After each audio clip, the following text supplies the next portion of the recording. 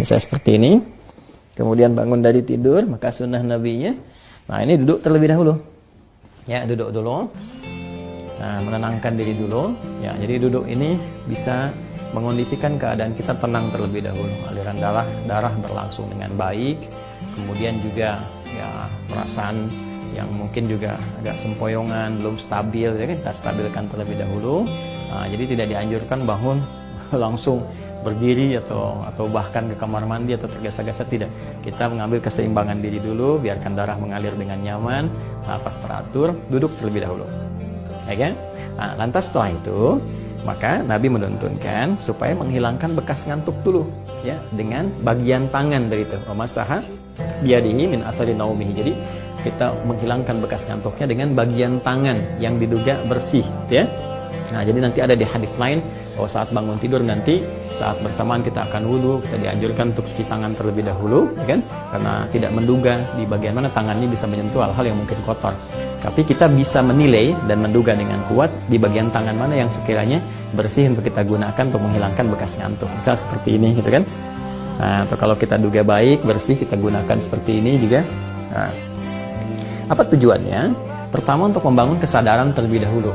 Ya, sebelum kita berdoa atau sebelum membacakan ayat-ayat atau kalimat thayyibah. Misalnya seperti ini.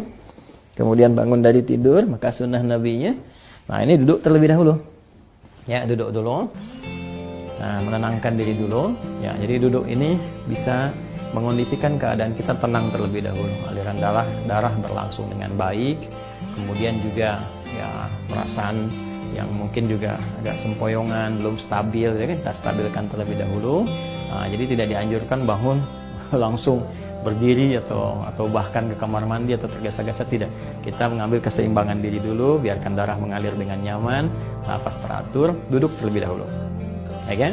Nah, lantas setelah itu, maka Nabi menuntunkan supaya menghilangkan bekas ngantuk dulu, ya, dengan bagian tangan dari itu. Masaha biadihi min athari naumihi. Jadi kita menghilangkan bekas ngantuknya dengan bagian tangan yang diduga bersih, ya.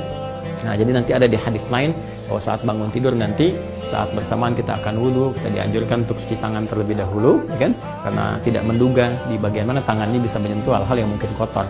Tapi kita bisa menilai dan menduga dengan kuat di bagian tangan mana yang sekiranya bersih untuk kita gunakan untuk menghilangkan bekas ngantuk. Misal seperti ini, gitu kan?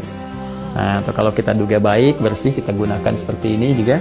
Nah, apa tujuannya? Pertama, untuk membangun kesadaran terlebih dahulu. Ya, sebelum kita berdoa atau sebelum membacakan ayat-ayat atau kalimat thayyibah.